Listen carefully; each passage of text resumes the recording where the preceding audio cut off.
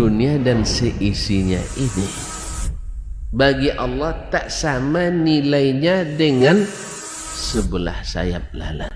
Barang siapa yang beramal untuk akhiratnya, Allah akan cukupkan baginya urusan dunia.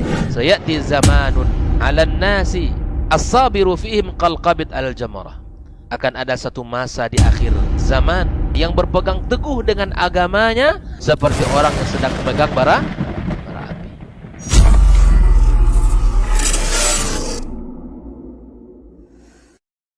Baik. Bismillah. Assalamualaikum warahmatullahi wabarakatuh. Alhamdulillahirabbil alamin, hamdan katsiran thayyiban mubarakan fi kama yuhibbu rabbuna wa yarda, amma ba'd. 91,1 FM Radio Robani, Meraja Ilmu dan Peradaban, Generasi Robani dan pemirsa KMTV dimanapun antum dan antuna berada. Alhamdulillah, bersyukur kita kepada Allah Subhanahu wa Ta'ala untuk segala nikmat dan juga rahmatnya kepada kita bersama di kesempatan pagi hari ini. Kemudian salawat beserta salam kepada Rasulullah Sallallahu Alaihi Wasallam selaku uswah hasanah kita dalam kehidupan. Senantiasa kita bermohon salawat dan salam kita tersampaikan selalu kepada seluruh keluarga beliau, kepada para sahabat-sahabatnya, dan tentunya kepada orang-orang yang senantiasa istiqomah juga menjaga dan menjalankan ajaran serta sunnah-sunnah beliau hingga hari kiamat kelak. Baik, Generasi Robani dan pemirsa KMTV dimanapun antum dan antuna berada, kita berjumpa kembali di program rutin kita, Diktat, Dialog Keilmuan Islam bersama Ustadz. Dan untuk kesempatan pagi hari ini kita sudah memasuki episode ke-76. Dan untuk hari ini kita akan mengambil bahasan yaitu ngaji sehari jadi mufti. Ini seperti apa dan bagaimana? Apakah memang cukup dengan satu hari belajar aja sudah bisa menjadikan kita seorang yang paham atau menjadikan kita seorang mufti? Ini akan dijabarkan oleh masing-masing guru kita yang sudah hadir di studio untuk hari ini.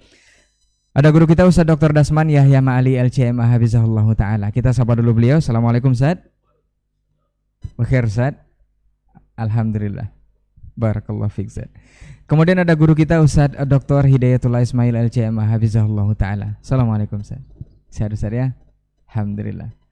Kemudian ada guru kita Ustadz Dr. Helmi Basri LCMA Hafizahullah Ta'ala. Assalamualaikum Ustadz. Sehat Ustadz? Alhamdulillah.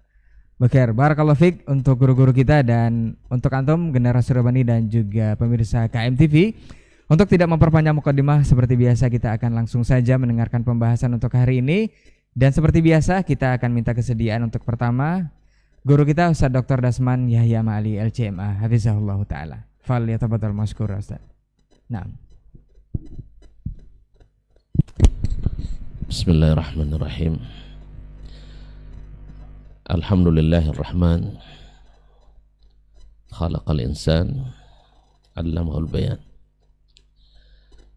Alhamdulillahillazi anzalal Qur'an hudan linnasi wa bayyinatin minal huda wal furqan. Asyhadu an la ilaha illallah wahdahu la syarika lah, al-malikud dayyan, wa asyhadu anna Muhammadan abduhu wa rasuluhu sayyid waladi adnan alaihi salatu wassalam wa ala alihi wa ashabihi wa tabi'ina lahum bi ihsan ma ta'aqabal malawan. Thumma amma ba'd, fa ussi nafsi wa iyyakum ayyuhal muslimun wa iyyatul muslimat bittaqwallahi azza wa jal rabbil ardi was samawat fa innahu qad fazal muttaqun ya ayyuhalladzina amanu taqullaha haqqa tuqatih wa la tamutunna illa wa antum muslimun. Para alim ulama, para tuan guru, para ustadz, ustadzah, tokoh adat, tokoh masyarakat yang menyaksikan atau yang mendengarkan melalui 91,1 FM, wabil khusus para tuan guru kita, masyayikh kita al-ajilla yang mulia, yang berhormat, Dr. Hidayatullah Ismail LCMA dan Fadilatul Syekh Helmi Basri Ad-Dawudi LCMA,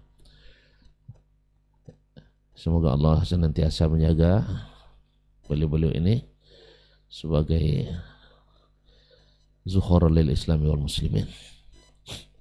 Dan sahabatku yang setia, Sarinaldi Amran, yang sentiasa bersama kita di acara kita ini, dan segenap ikhwah yang bertugas yang punya andil dalam dakwah ini di studio KMTP, studio Rabbani, serta media-media lain yang berafiliasi dan ikut andil menyebarkan kebaikan ini.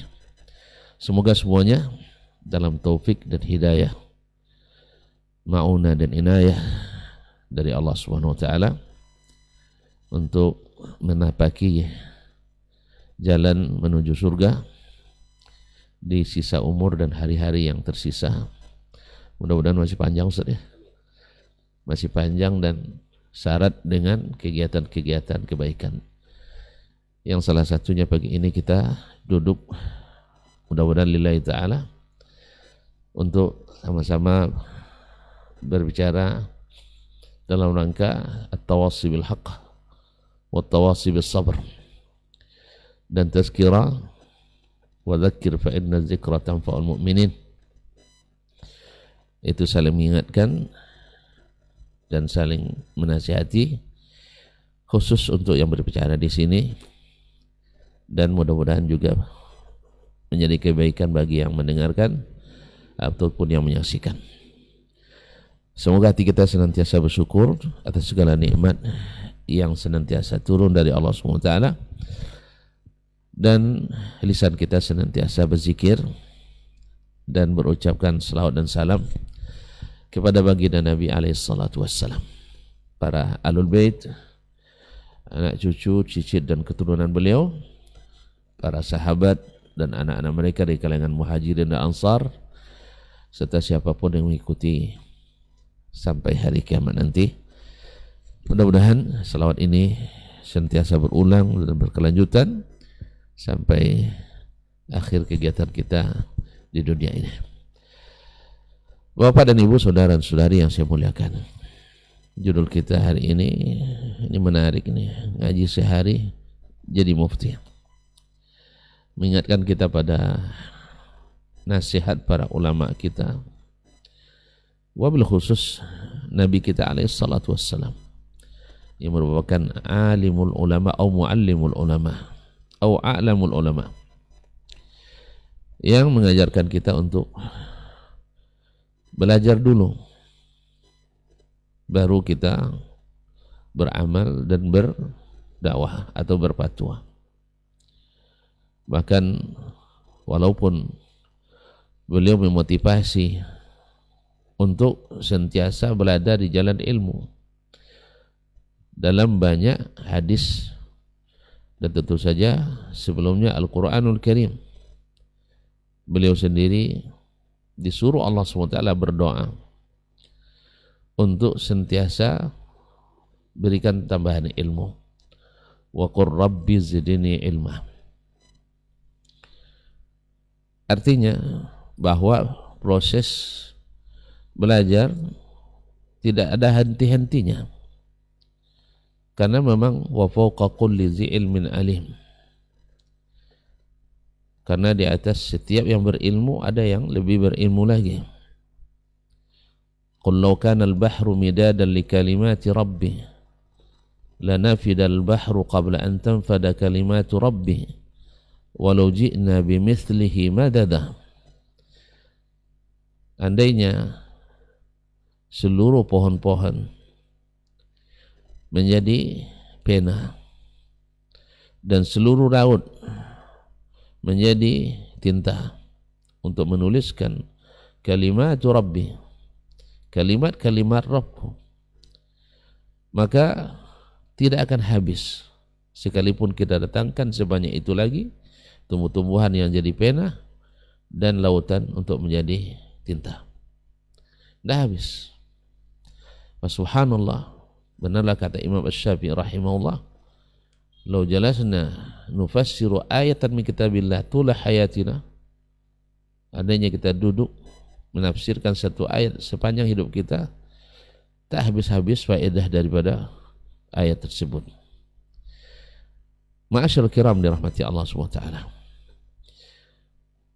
dengan dorongan dan motivasi dari Nabi SAW untuk senantiasa menambah dan mencari ilmu,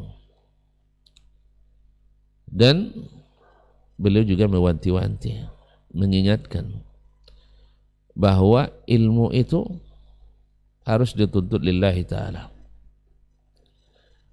harus karena Allah Subhanahu wa ta'ala.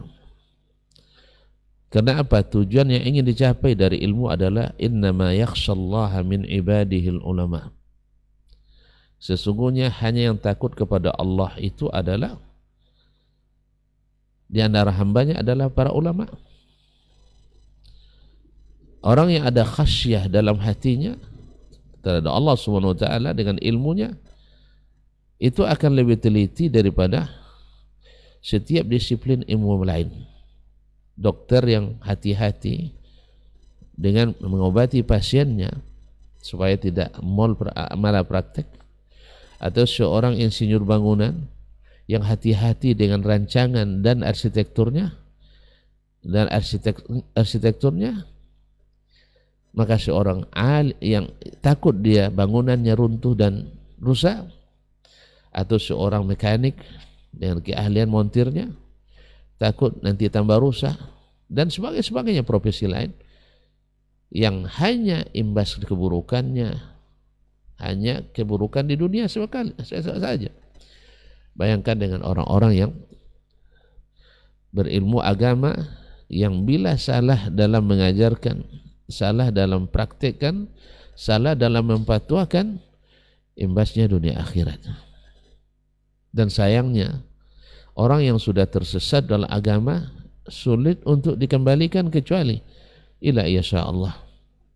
Bukankah setiap nabi dimusuhi akibat ada tersesat atau penyesatan sebelumnya? Sedangkan sesat orang dalam mengobati mudah sekali untuk disadarkan. Bapak salah obat, salah operasi, pindah ke dokter lain yang lebih ahli dan benar. Salah dalam memilih, misalnya memilih insinyur bangunan, mereka akan cepat diselesaikan, mereka cepat mengakui. Cuma masalahnya syubhat dalam beragama itu subhanallah luar biasa, sampai puluhan ribu, ratusan ribu para nabi semuanya dimusuhi, dan begitulah sunnatullah pada ulama-ulama setelahnya. Oleh itu Allah SWT, Nabi SAW, Allah SWT dan Nabi SAW sangat mengingatkan bahwa kita tidak boleh sembarangan dalam berilmu, dalam masalah agama ini.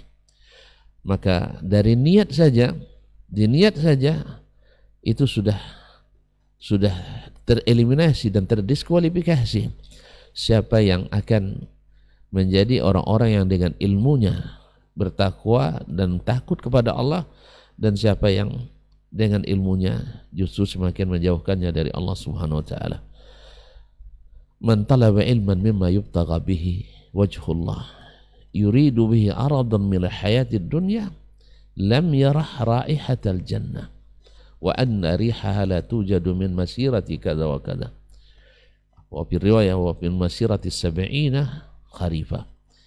Siapa yang menuntut ilmu yang tujuan ilmu itu untuk mencari wajah Allah, lalu dia mencarinya untuk kepentingan duniawi, untuk kepentingan arad. Arad itu adalah apa istilahnya, itu satu gejala sesaat, namanya arad. Aradul maut, aradul marad, itu ada gejala yang datang sesaat. Jadi dunia ini diibaratkan hanya gejala sesaat. Misalnya gejala orang sibuk musim politik, maka kita korbankan ilmu untuk politik. Gejala ekonomi dengan ekonomi, gejala ini dan itu. Nah, jadi siapa yang ingin dengannya mencari aradan min hayati, itu sesuatu yang sifatnya sekilas, kepentingan duniawi, harta duniawi yang sifatnya sekilas, tak akan mendapatkan bau surga. Dan bau surga itu didapatkan dari jarak kada wa kada, yaitu begini dan begini. Dalam surah dikatakan 70 kharifah, jarak 70 musim, artinya 70 tahun. Nasallallahu alaihi afiyah. Dan juga Nabi ingatkan, kalau lebih daripada itu, man talaba ilman liyumari bihi al-sufaha wa yubahi bihi al-ulama, yuwayah bihi al-ulama aw liyatasaddara al-majalis lam yarah raihat al-jannah. Siapa yang menuntut ilmu untuk membanggakan diri di depan orang-orang jahil, atau untuk menandingi para ulama, atau supaya dikedepankan atau duduk di depan di setiap majelis, ini syahwat khafiyah, syahwat yang tersembunyi, orang seperti ini tidak akan mendapatkan raihatul jannah.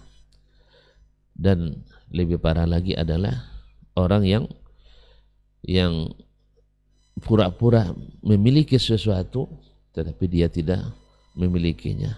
Kalabisi thawbai zur, seperti orang yang memakai dua pakaian dusta. Kaum muslimin dan muslimat dirahmati Allah Subhanahu wa taala. Dan masih banyak lagi dalil yang mengatakan bahwa at-ta'alum, bahwa memposisikan diri alim padahal kita tidak berilmu, tantangannya luar biasa, karena akan melahirkan orang-orang yang merusak agama. Karena rusaknya agama itu seperti kata Abdullah Ibn Mas'ud radhiyallahu ta'ala adalah banyaknya para penceramah dan sedikitnya para ulama. Innakumul yawma fi zamanin yakthuru fihi al-fuqaha wa yaqillu fihimul khutabah wa ya'ti alaikum zamanun yakthuru fihimul khutabah wa yaqillu fihimul ulama. Sekarang kalian berada di zaman banyak ulamanya, sedikit penceramahnya. Nanti akan datang suatu zaman penceramahnya banyak, ulamanya sedikit. Wira fuqaha, ulama dengan penceramah pada umumnya adalah memainkan retorika dan logika. Sedangkan para fuqaha ini pada umumnya adalah mencari ilmu yang benar dan fatwa yang tepat. Oleh itu kaum muslimin dan muslimat dirahmati Allah SWT, para ulama menyebutkan bahwasanya siapa yang sabar beradu lutut dengan para ulama, maka suatu saat dia akan mendapatkan manzilatul ulama, yaitu posisinya para ulama. Barangkali kaum muslimin dan muslimat, bagaimana adabnya yang ditunjukkan oleh para sahabat Nabi alaihissalam kepada Nabi alaihissalam. Nabi alaihissalam selalu atau sering melontarkan pertanyaan kepada para sahabat, baik secara kolektif maupun secara orang per orang. Misalnya, ya Mu'az, atadri ma haqqullahi 'ala al-ibad wa ma haqqul ibadi 'ala Allah. Sebelumnya katakan, ya Mu'az inni uhibbuk, ya Mu'az inni uhibbuk, ya Mu'az inni uhibbuk, ya Mu'az aku mencintaimu, sampai 3 kali. Setelah Nabi katakan, tahu tidak kamu hak Allah terhadap hambanya dan hak hamba terhadap Allah Subhanahu wa ta'ala? Ta'adduban, karena adab yang tinggi, ma'al alim, adanya seorang alim di depan kita. Mu'az mungkin dia bisa menjawab, tapi selalu memulai dengan kata Allah wa rasuluhu a'lam, Allah dan Rasulnya yang lebih tahu. Itu yang sering dikemukakan oleh para sahabat. Subhanallah, dalam suatu ketika Abdullah bin Umar Al-Khattab hadir di majelis Nabi SAW menyampaikan bahwa ada sebuah pohon atau sejenis pohon yang tidak gugur daunnya, dan itu adalah perumpamaan seorang mukmin. Lalu pergilah orang memikirkan, pergi ke sana, maksudnya pikirannya pergi kemana-mana, dari menyebutkan pohon ini, pohon itu. Lalu kata Abdullah bin Umar, dan terlintas dalam pikiran saya adalah kurma. Tapi karena ramai yang senior di situ, saya menahan diri. Sampai Nabi SAW mengatakan innahan nakhlah. Setelah pulang, Abdullah bin Umar, ya abati, ya saya sebenarnya tadi nak jawab an-nakhlah, tapi segan karena ada Abu Bakar, ada ayah, ada Utsman dan sebagainya di situ. Subhanallah, adab. Kaum muslimin dan muslimat dirahmati Allah SWT. Dan sampai hari ini kita lihat, kalau misalnya yang kita lihat sendiri di Arab Saudi, ketika masyayikh kibar, misalnya Syekh bin Baz, Ibnu Utsaimin berfatwa, masyayikh yang di bawahnya kadang juga mendekati, mereka tidak mengeluarkan fatwa selain itu, sebab mereka paham, mereka tak, fatwa itu berat, bukan sembarang orang, bukan ngaji sehari langsung bisa menjadi mufti. Jadi mereka itu saling menolak, kanu yatadafa'un al-fatawa, diriwayatkan dari sana. Ini tadi di zaman Nabi SAW. Ada Nabi, mereka tak jawab. Tunggu Nabi SAW memberikan jawabannya. Dan kaum muslimin dan muslimat dirahmati Allah, para pemirsa, para pendengar yang dirahmati Allah SWT. Dan setelah Nabi meninggal pun, subhanallah, diriwayatkan bahwasanya bila suatu masalah yang sifatnya kontemporer, nawazil, para sahabat khalifah seperti Umar bin Khattab radhiyallahu an itu tidak segan-segan mengumpulkan ahlu Badr. Coba lihat, ahlu Badr. Kenapa ahlu Badr? Mereka senior, ulama-ulama kibar. Karena rusaknya agama ketika dituntut dari orang-orang asagir. Asagir yakni ahlul bid'ah wal ahwa, yang hanya berbicara dengan dasar pemikiran dan hawa. Tentu tahu bahwa pemikiran dan hawa masuk ke bidang apapun pasti merusak. Pikiran hawa masuk ke akidah, rusak akidah, keyakinan. Coba lihat semua kerusakan, penyesatan akidah, saya ilmi banyak membahas masalahnya kerusakan akidah. Itu karena hawa dan pikiran. Masuk ke bidang keduniaan, rusak. Dunia dibuatnya. Masuk ke ruang sosial, rusak sosial. Masuk ke ruang hukum, rusak hukum. Ruang kebudayaan dan adat istiadat, rusak budaya dan adat istiadat. Kenapa? Karena hasil pemikiran dan hasil renungan, hasil perasaan yang tidak berdasarkan ilmu adalah jahiliyah. Bukankah keyakinan jahiliyah lahir dari pikiran dan perasaan? Bukankah hukum-hukum jahiliyah lahir dari pikiran dan perasaan? Mereka menyuruh orang tawaf telanjang kalau tidak ada pakaian orang Mekah. Dari mana datangnya? Dari pikiran. Tidak ada ilmunya. Mereka menyusun 360 berhala dalam Ka'bah. Dari mana datangnya? Dari pikiran dan perasaan. Tidak ada dalilnya. Dan seterusnya. Nah, ma'asyal kiram dirahmati Allah SWT, maka di saat itu mereka akan kumpulkan ahli Badr, kibar, as-sahaba. Apa yang mereka cari? Ada enggak dalilnya Al-Quran dan hadis? Bukan bagaimana pikiran Anda, tidak. Siapa yang mendengar sesuatu dari Nabi SAW, dan bila sudah ada dari Allah dan Rasul, sami'na wa ata'na. Inilah kaum muslimin dan muslimat dirahmati Allah SWT. Dan kita lihat di zaman itu, bila ada orang yang dimintai fatwanya, dia akan katakan is'al fulanan fa innahu a'lamu minni. Tanyakan si fulan, dia lebih alim dari saya. Ini pantangan kita hari ini begitu. Ya. Saya dah tanya sama Ustaz Helmi. Lah tanya Ustaz Helmi, Ustaz tanya saya lagi. Ini bukan apa? Bukan karena mengakui Ustaz Helmi, bukan. Tapi karena kenapa ke dia ditanyakan? Harusnya ke saya dulu. Nasallahu salamata wal afiyah. Ma'asyarul kiram. Kadang-kadang dia bukan keahlian di bab akidah, bukan keahlian di bab fikih, tapi bicara tentang masalah akidah, lebih fikih, lebih alim dari ahlinya. Oke lah kalau seandainya mau belajar benar-benar. Kalau belajar 2 kali dalam semester bagaimana? Di jurusan yang lain pula.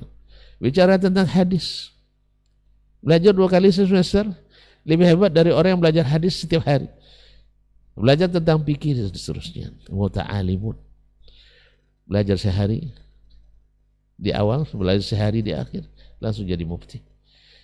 Yang masalahnya seperti kata Syekh Bakar Abu Zaid, hanya dengan membuat penampilan seperti penampilan para ulama. Kalau di Indonesia penampilan ulama, kiai pakai sarung, pakai baju jubah, habis itu pakai sal atau pakai sorban, langsung jadi mufti. Pada subhanallah kaum muslimin dan muslimat dirahmati Allah. Barangkali di ujung pembicaraan saya nanti akan dikembangkan oleh Asy-Syaikhan hafizahumullah. Imam Abu Hanifah pernah memberi pelajaran pada murid terbaiknya, Imam Abu Yusuf alaihi rahmatu rabbih. Suatu hari sakit Abu Yusuf rahmatullahi alaihi. Nah, datang gurunya Abu Hanifah untuk menenangkannya.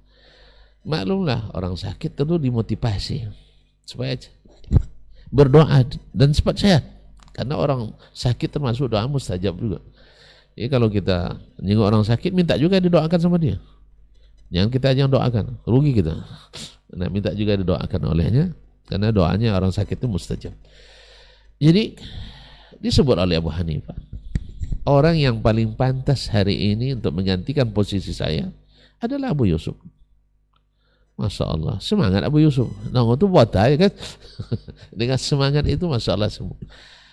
Setelah sembuh, dibukanya majelis di masjid yang syekhnya Abu Hanifah buka majelis. Yang biasa anak muda kan lebih semangat. Anak muda, apalagi di awal-awal kan pengajian kita rata-rata kan di awal ramai kan. Coba lihat nanti, awal buka kajian di suatu tempat, Masya Allah hadir 500.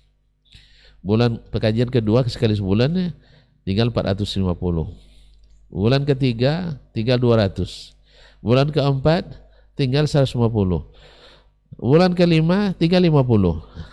Bulan keenam tinggal 5 orang. Allah musta'an. Jadi memang kita bagaimanapun memang kajian momentum itu lebih diminati daripada kajian rutin. Apalagi kalau pakai silabus dan kita, apalagi kalau kita monoton pula. Jadi kadang-kadang terpaksa juga, kadang belok-belok sedikit-sedikit, setelah itu baru balik ke terminal asal. Allah musta'an. Jadi kaum muslimin dan muslimat, Abu Yusuf, ramai orang tentu berpengaruh pada majelis Abu Hanifah. Udah salah bicara. Jadi Abu Hanifah akhirnya dia utus orang untuk menguji muridnya tadi. Bukan dengan menyinggung, dengan menyindir, tidak buru-burukan. Dikirim orang yang juga talibul ilmi untuk menguji muridnya Abu Yusuf itu, supaya dia paham. Memang al-labib bil isyarati takfih al-isyara an sarih al-ibarah. Jadi tanyakan nanti ke Abu Yusuf itu, ya, ada seorang yang mengantarkan kain ke penjahit, minta dibuatkan jubah. Lalu orang ini karena pakaian bahannya bagus, akhirnya dia mengklaim itu miliknya. Artinya ketika pemilik datang, dia mengingkarinya, bahwasanya tak pernah ada kamu datang membawa kain di sini, ini pakaian saya. Subhanallah. Akhirnya terpaksa ngadu ke pihak berwajib.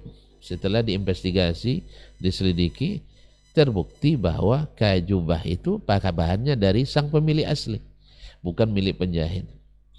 Nah, pertanyaannya, berhak enggak penjahit itu mendapat upah? Kalau dia jawab berhak, katakan salah, akhtat. Kalau dia katakan tidak berhak, jawab juga salah. Akhirnya pergilah ke majelis Abu Yusuf. Lalu dia bilang, Syekh, ada pertanyaan Syekh. Diceritakan, ada seorang warga pergi ke penjahit bawa bahan pakaian, lalu penjahit itu merasa pakaian itu bagus sekali, akhirnya diklaim sebagai miliknya. Ketika sang pemilik datang, dia bilang, tidak pernah kamu bawa pakaian ke sini, bahan, tapi jubahnya sudah ada, sudah tergantung di situ. Akhirnya terjadi perselisihan, bawa ke polisi, akhirnya terbukti benar pemilik asli yang memiliki. Tentu dikembalikan kepadanya jubahnya itu. Nah, sekarang berhak tidak penjahit dapat upah atau tidak? Kata Abu Yusuf, berhak. Akhta'ta. Kamu salah. Loh, pikir juga. Oh ya, la yastahiq. Bilang akhta'ta. Akhirnya Abu Yusuf paham. Ini bukan orang biasa, ini pasti ada yang nyusut ini. Dia tinggalkan majelisnya, pergi ke majelis gurunya. Minta maaf dia. Akhirnya dia tutup majelis lagi. Alhamdulillah, Abu Hanifah pun meninggal. Dia yang menggantikan sebagai khalifahnya. Begitu kaum muslimin dan muslimat dirahmati Allah. Adab. Nah sekarang ini berapa banyak orang yang tidak beradab para ulama-ulama besar. Takhasusnya misalnya, takhasusnya pemikiran Islam tapi mengkritisi Albani sebagai ulama hadis. Ini jurusan sastra Arab mengkritisi Syekh bin Baz dan Syekh Ibnu Utsaimin dalam bab fikih. Mana tulisan Anda? Syekh bin Baz, Ibnu Utsaimin, fatwanya puluhan jilid. Kitab-kitab syarah Zad Mustaqni sekian jilid, tafsirnya sekian jilid, syarah hadis sekian jilid. Bahkan di bahasa, di hadis, mustalah hadis punya tulisan. Bahkan Syekh antum saja tidak punya tulisan tentang itu. Sebanyak tulisan masyayikh itu. Nah, kenapa antum mengarahkan panah ke situ? Ya, belum masanya. Atau antum jurusan budaya ketimuran atau humaniora dan sebagainya. Tapi masya Allah lisan, a'udzubillah, seolah-olah dia seperti Imam Syafi'i di zamannya atau seperti Abu Hanifah di zamannya. Nasallahu salamat wal afiyah dari penyakit-penyakit seperti ini. Sehingga kata Ibnu Hazm rahimahullah, yang merusak ilmu syariat ini adalah para dukhala, orang-orang yang bukan ahlinya tapi ikut ditekan nimbrung di dalamnya. Hasilnya apa? Seperti kata Imam Ibnu Hajar rahimahullah, man takallama fi ghairi fannihi ata bil ajaib. Orang yang berbicara sesuatu yang bukan spesialisasinya, spesifikasinya, bukan keahliannya, pasti mendatangkan hal-hal yang aneh-aneh. Mudah-mudahan bermanfaat. Wabillahi taufiq wal hidayah. Saya kembalikan pada saudara Kurey. Wassalamualaikum warahmatullahi wabarakatuh. Waalaikumsalam warahmatullahi wabarakatuh. Baik, barakallahu fiik, jazakallahu khairan Ustaz untuk pendahuluannya. Selanjutnya kita akan dengarkan dari guru kita Ustaz Dr. Hidayatul Ismail Al-Jamaah hafizahullahu taala. Wali tafadhal masykur Ustaz. Naam. Bismillah. Assalamualaikum warahmatullahi wabarakatuh. Alhamdulillah. Alhamdulillahilladzi hadana lihada wa ma kunna linahtadiya lawla an hadana Allah. Asyhadu an la ilaha illallah wahdahu la syarika lah wa asyhadu anna Muhammadan abduhu wa rasuluh sallallahu alaihi wa ala alihi wa ashabihi wa man sara ala nahji wa istana bi sunnatihi ila yaumiddin. Qala ta'ala fi muhkami tanzilih, ya ayyuhalladzina amanu ittaqullaha haqqa tuqatih wa la tamutunna illa wa antum muslimun. Subhanaka la ilma lana illa ma 'allamtana innaka antal alimul hakim. Allahumma 'allimna ma yanfa'una wanfa'na bima 'allamtana wa zidna ilma ya alim. Ma'asyara al-muslimin wal muslimat, saudara-saudari, para pemirsa, para pendengar, para penuntut ilmu, rahimani wa rahimakumullah. Sebelum kita memulai, mari kita memohon kepada Allah Subhanahu wa taala dengan mengawali agar Allah berikan kepada kita ilmu pada setiap pertemuan-pertemuan yang kita lakukan, karena ilmu merupakan jalan kebaikan, jalan menuju surga Allah Subhanahu wa taala. Karena ilmu jalan di mana orang akan ditinggikan Allah tabaraka wa taala. Yarfa'illahu alladhina amanu minkum walladhina utul ilma darajat. Karena kita bersyukur pada Allah Azza wa Jal, kita dikumpulkan pada pagi ini dalam suasana yang diwarnai dengan keilmuan, mendengarkan nasihat-nasihat para guru kita, para ustadz kita yang kita muliakan, guru kita Dr. Dasman. Ya. Semoga Allah Subhanahu wa taala jaga beliau, Allah berikan kesehatan, keberkahan dalam hidupnya dan dakwahnya. Allah jadikan anak dan keturunannya anak-anak yang saleh dan salehah. Begitu juga guru kita Dr. Helmi Basri, dengan doa yang sama untuk beliau. Semoga Allah jaga, Allah lindungi, Allah berikan kesehatan, Allah berkahi keluarga beliau, anak-anaknya, Allah jadikan ya, mudah dalam setiap urusannya. Khawfillah rahimani rahimakumullah. Kemudian kita ucapkan salat dan salam untuk Nabi kita yang mulia sallallahu alaihi wasallam, orang yang paling berjasa dalam hidup kita. Dengan dakwanya kita kenal ya, Rabb kita. Dengan dakwanya kita bisa menikmati keindahan Islam ini, menikmati dengan menjalankan kehidupan ini penuh dengan arti, karena beliau datang membawa kebaikan, tidak hanya menyampaikan, tapi dialah orang yang mengawali pada setiap kebaikan yang diajarkan kepada umat ini. Pada kesempatan ini izinkan untuk menyampaikan sedikit apa yang bisa kami sampaikan, karena judul yang telah di-share adalah tentang ya, baru ngaji sehari sudah menjadi mufti. Ini berat. Subhanallah. Maka perkara dakwah itu perkara yang sangat luar biasa. Perkara ngaji, perkara yang sangat urgen, ya, perkara yang sangat berharga dalam hidup ini.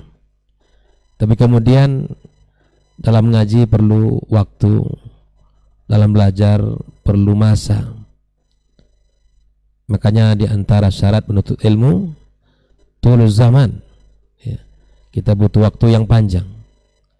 Suhbatul ustaz, ada kita selalu membersamai para guru, duduk di hadapan mereka, belajar ya, dan bersabar atas ya, apa yang disampaikan oleh para guru kita ya, sebagaimana ya, di dalam Islam ya, diajarkan agar kita selalu berusaha untuk menuntut ilmu ini. Nah, akhirnya bahwa ketika dunia yang berkembang seperti ini, dengan kemajuan teknologi, terbukalah pintu untuk memberikan jawaban-jawaban, bahkan membuka layan pertanyaan, membuka ya pelayanan untuk menjawab pertanyaan-pertanyaan ya. Sehingga di zaman hari ini pun banyak ya keluar mufti-mufti yang tidak resmi. Ada mufti Facebook, ada mufti Twitter, ada mufti-mufti yang muncul di TikTok dan lain sebagainya.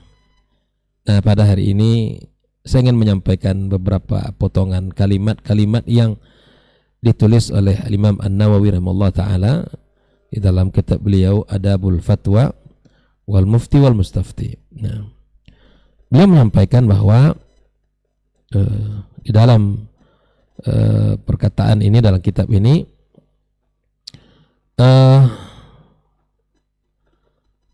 mengatakan tentang bagaimana seharusnya kita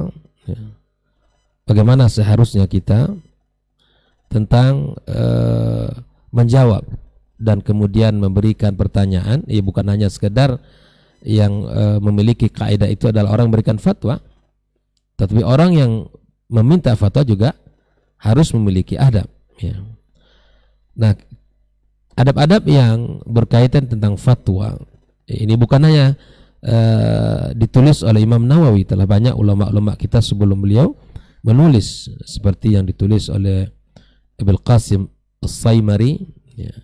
Kemudian Al-Khatib Al-Baghdadi, kemudian juga Abi Amar Ibn Salah, dan masih banyak ulama-ulama yang lain yang menulis tentang adab-adab yang harus dimiliki ketika kita memberikan fatwa ataupun kita bertanya tentang satu masalah di dalam agama kita. Ya. Beliau mengatakan, "Ya'lam annal ifta azimul khatar." Fatwa itu perkara yang agung ya. Berfatwa perkara yang sangat besar ya. Kabirul mauqi' kathirul fadl. Dia perkara yang sangat besar, kemudian juga memiliki keutamaan yang sangat besar. Ya, makanya subhanallah ketika kita tidak mengetahui tentang sesuatu misalnya, maka kita harus memahami bahwa memberikan fatwa itu artinya kita menjelaskan hukum dan bahkan kita mewakili ya agama ini. Waliyadzubillah. Nasallallahu salam wal afiyah ketika menyampaikan fatwa-fatwa yang tidak sesuai dengan apa yang disampaikan oleh syariat ini. Tapi di samping dia memiliki keutamaan yang memiliki kondisi yang besar ya, akibatnya, tapi perlu disadari juga memiliki keutamaan yang besar di dalam Islam. Kenapa? Li'annal mufti warithul anbiya salawatullah wassalamu alaihim. Karena mufti adalah mewarisnya para nabi yang telah mengerjakan waqaim bi fardil kifayah. Ya, dia menjelaskan agama ini, kemudian memberikan jawaban-jawaban terhadap masalah-masalah dan solusi-solusi yang ada. Maka ini adalah sebuah hal yang mesti kita perhatikan. Nah, banyak sekali ya ungkapan-ungkapan yang dinukil oleh beliau tentang perkataan para ulama tentang apa yang kita sampaikan tadi, bahwa fatwa itu perkara yang sangat besar ya, perkara yang sangat agung dalam agama ini. Ya. Ikhwafillah rahimakumullah. Oleh itu, karena pentingnya perkara fatwa, Al-Khatib Al-Baghdadi ya dinukil oleh beliau perkataan Al-Khatib Al-Baghdadi, yang bagi lil imam ayatasaffa ahwal al-muftin. Faman salah lil fatya aqarrahu wa man la yasluh mana'ahu. Nah, ini memang harus ya, kalau di sini pemerintah kalau Ustaz ya harus berhati-hati. Dan saya setuju nih, beberapa hari ini ada Masya Allah di Dewan ya, mereka mempertanyakan kepada Menteri Agama kita ya, agar selektif dan berhati-hati ya, memberikan rambu-rambu kepada para duat ya, para habaib, para orang-orang yang bergerak dalam bidang dakwah ya, yang mana ketika tidak berjalan di atas ilmu, tidak mencerdaskan umat, tidak memberikan ilmu dengan benar, maka para anggota dewan kita meminta kepada Pak Menteri untuk ya memberikan sedikit ya panggilan atau diberikan rambu-rambu kepada mereka, tidak sembarangan di dalam memberikan penjelasan agama ini. Karena nanti kalaulah seandainya ada yang mengatakan ya, ketika seorang habib terlambat datang ke airport, pesawat jadi mundur, pilot pun jadi bingung gitu. Ternyata sebab mundurnya pesawat apa? Karena ada habib yang, nah ini begini ini kan mesti ditertibkan begitu kan, mesti ditertibkan.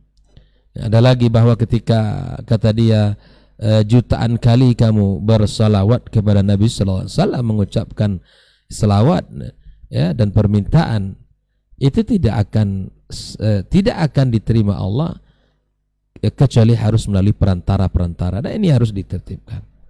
Dan masih banyak hal-hal yang lain ya, yang mesti pemerintah kita ya, makanya mungkin ya para dewan kita juga sudah mulai resah ya, melihat kondisi-kondisi yang hari ini liyadzubillah gitu ya, sehingga hal ini perlu ditertibkan melalui peraturan pemerintah. Dan kita berharap ya pemerintah kita, semoga Allah berikan kekuatan dan kemampuan untuk bisa ya, menjalankan amanah yang besar yang luar biasa dalam menjaga agama Allah Subhanahu wa taala. Maka itu Al-Khatib Baghdadi agar melihat ya oleh pemerintah siapa orang yang berhak untuk berikan fatwa, karena tidaklah mudah untuk berikan fatwa itu. Nah, ikhwafillah rahimani wa rahimakumullah, Imam Malik mengatakan wala yanbaghi lirajulin ayara nafsahu ahlan li syai'in hatta yas'ala an man huwa a'lamin. Nah, seperti kisah tadi ya, Syekh Dasman menyampaikan bagaimana adab yang subhanallah, ya, adab-adab yang dimiliki oleh para ulama, dan kita merasa bahwa tidak ahli untuk itu. Kita merasa kita tidak ahli. Maka kalau ada yang bertanya, tanyakan ke si fulan. Dan saya sering, ketika saya ditanya, saya forward langsung kepada mufti kita. Iya, saya sering pada bab-bab tertentu saya subhanallah, bahkan ke guru kita Dr. Ilmi Basri, ini tolong dijawab mufti. Ya, saya sampaikan ke beliau, tolong dijawab. Karena masya Allah kita tidaklah menjadi hina seseorang ketika mengatakan ya la adri, bahkan mengatakan la adri adalah nisful ilm, ya, dan kita takut kepada Allah Subhanahu wa taala. Nah, ini pasal Imam Malik, ya, tidak pantas bagi seorang untuk melihat dirinya dia ahlan li fatwa, ya, agar kita berhati-hati di dalam menyampaikan. Nah, kemudian qalu wa yanbaghi an yakuna al-mufti zahir al-wara'. Memang harus memiliki sifat wara' ya, bagi seorang mufti, tidak sesuai dengan, tidak berlandaskan kepada hawa. Jangan musim ini begini fatwanya, nah, musim besok begitu lagi fatwanya. Ini. Makanya subhanallah, seorang ahli ilmu pun harus wara'. Ya. Seorang ahli ilmu juga memiliki wara', ya, dan memiliki sifat yang ya, yang disebut oleh para ulama masyhurun bid-diyanati az-zahira was-siyanati al-bahira. Jadi secara zahir memang kelihatan. Ada cerita di mana ya seorang kiai disebutlah ibunya menceritakan bahwa anaknya hidup di malam hari, tidaklah di rumah, dugem, kemudian hidup dengan, tapi itu aneh, dianggap karomah karena dia juga ustadz, tapi juga bisa hidup seperti itu. Ini dua hal yang tidak boleh ini. Ya, bahwa seorang ustadz kalau memang ustadz tidak akan hidup dengan kehidupan seperti itu. Ya, hidupnya di malam hari bersama para ya orang-orang yang hidup di malam-malam yang bukan di tempat-tempat yang terpuji, ya, di tempat-tempat yang penuh dengan ikhtilat, musik, kemudian merokok dan seterusnya. Tapi di satu sisi dia juga punya majelis ilmu, dia punya banyak kajian gitu. Nah, sikap yang seperti ini terkadang dianggap karomah. Nah, bahwa ini karomah dia bisa hidup di dua tempat yang seperti itu. Nah, kalau karomah, kalau ini bukan karomah namanya, ini aneh ini karamah. Subhanallah, saya melihat beberapa cuplikan dan kemudian ulasannya luar biasa ini. Saya bilang, kenapa orang bisa menganggap ini karamah? Apakah dia kena anak kiai gitu ya? Apakah karena dia keturunan kiai gitu? Dibiarkan begitu saja, dan apa yang dilakukan dianggap itu adalah perkara yang baik dan terpuji. Subhanallah. Kalau orang betul-betul berilmu tidak akan pergi ke tempat yang tercela itu. Kalau orang betul-betul wara' dan takut kepada Allah Subhanahu wa taala, ya betul-betul ya, maka dia tidak akan hidup seperti mana ya yang dilihat dalam kehidupannya. Maka subhanallah, kita sekali berhati-hati ya untuk menjaga, apalagi kita sudah menjadi public figure, orang yang ditanya, didahulukan selangkah oleh masyarakat. Maka sikap, tindak tanduk dan perilaku kita itu mestilah kita jaga. Makanya subhanallah, sehingga lahirlah sebuah istilah dari masyarakat kita, ya mulutmu harimaumu. Kalau kita tidak bisa menjaga lisan kita, maka itu akan merusak diri kita sendiri. Makanya ketika Nabi SAW ditanya ayyul muslimina khair, qala al muslim man salim al muslimuna min lisani wa yadi. Muslim yang baik itu muslim yang bisa orang lain selamat dari lisannya, dari tangannya, ya dari seluruh apa yang ada dalam dirinya. Sehingga Nabi SAW mengatakan bahwa man yatman lima baina lihyai wa baina fakhidhi atman lahul jannah. Jaminan dari Nabi SAW ketika seseorang mampu menjaga lisannya menjaga kemuliaan, kehormatan, kesuciannya, Allah ya berikan kepadanya ya surga Allah tabaraka wa taala. Allah, Nabi SAW jamin untuk mereka. Maka itu ikhwafillah, orang yang memberi, orang-orang yang telah menempati posisi tertentu, apalagi memegang yang namanya gelar seorang ustadz, gus, habib, ulama, kiai, maka berhati-hati, tidak mencampur adukan antara hak dan batil, tidak menganggap bisa hidup di dua sisi itu sebagai karomah. Nah, maksiat ya maksiat ya. Karena keimanan yang benar itu melahirkan ketaatan kepada Allah Subhanahu wa taala, dan justru benci kepada kemaksiatan, justru tidak nyaman dengan keadaan seperti itu. Ya bagaimana kita bisa melihat di mana ya orang bisa konser dengan konser musik, seorang ya alim dikatakan ya seorang ustadz ya dia hadir loncat-loncat, kemudian ya subhanallah. Nah ini tentu tidak boleh terjadi dalam agama. Makanya kita berhati-hati. Pada akhirnya nanti fatwa-fatwanya keluar, kemudian didengar oleh orang, yang pada akhirnya itu menjadi rujukan dan itu akan merusak agama yang mulia ini. Ikhwafillah rahimani rahimakumullah. Nah, saya sedikit membacakan beberapa adab-adab yang beliau sampaikan dalam kitabnya ini ya, tentang apa yang seharusnya dimiliki oleh seseorang. Yang pertama adalah yalzamul mufti ayyubainal jawaba bayanan yuzilal iskal. Jadi memang harus memberikan apa namanya jawaban yang bisa menyelesaikan masalah, bukan kemudian melahirkan masalah yang baru ya. Seorang alim, seorang mufti yang melahirkan jawaban yang kemudian bisa menyelesaikan masalah. Nah, ini secara singkat saja. Kemudian yang kedua adalah laisa lu ayaktubal jawab ala ma alimahu min suratil waqi'ah. Ya, idza lam yakun fi raq'ati tu'arid lahu bal yuktab jawab ma fi raq'ah. Ini memang perlu penjelasan nanti ini tentang apa namanya, bahwa penjelasan harus ini harus lebih tajam misalnya. Penjelasan yang memang yang disampaikan oleh orang yang seorang mufti ya, ini harus betul-betul apa namanya, jawabannya itu adalah menyentuh masalah yang ditanyakan. Minta nanti tolong dijelaskan lebih jelas kan. Nah, kemudian idza kana al-mustafti ba'id al-faham fal yurfiq bihi wa yasbir ala tafahumi su'ali wa tafhimi jawabi fa inna thawabahu jazil. Nah, ini tentu kalau orang yang bertanya adalah orang yang ya tidak terlalu banyak ilmu, tentu pertanyaannya terkadang itu belat-belit ya, maka bersabar kepada pertanyaan-pertanyaan yang apa namanya yang diajukan kepada kita. Dan kalau seandainya ya tidak terlalu mudah dia untuk memahami, maka hendaklah dia ya kita apa namanya bersabar terhadap pertanyaan dan kemudian jawaban yang diberikan kepadanya. Naam. Alhamdulillah. Jadi ketika ada pertanyaan ya tentu banyak hal yang akan ditanyakan ya kepada seorang alim, dan itu terkadang pertanyaannya bermacam-macam.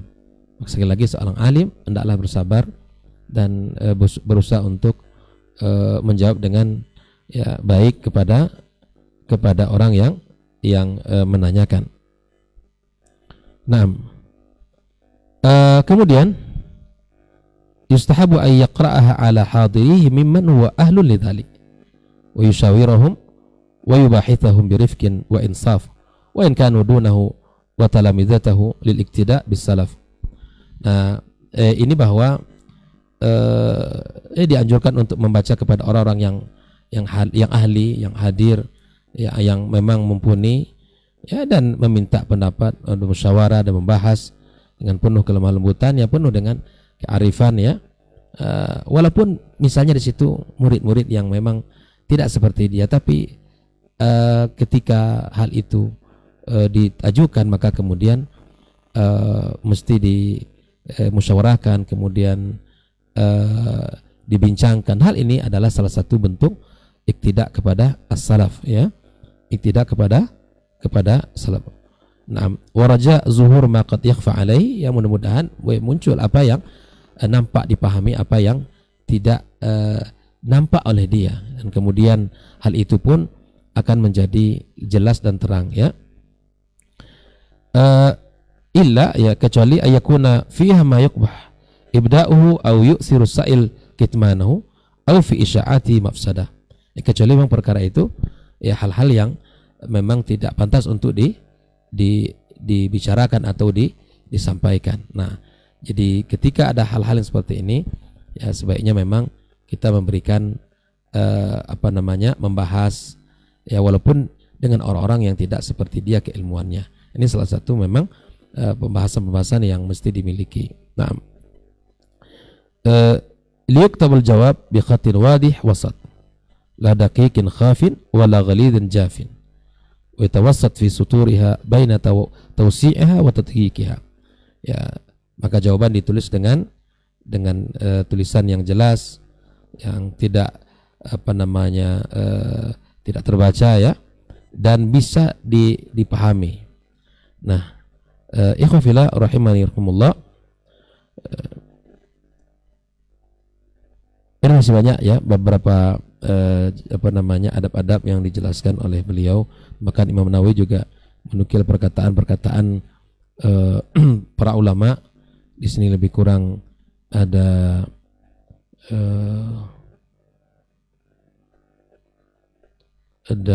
beberapa belasnya, di 15 ada 16, ya.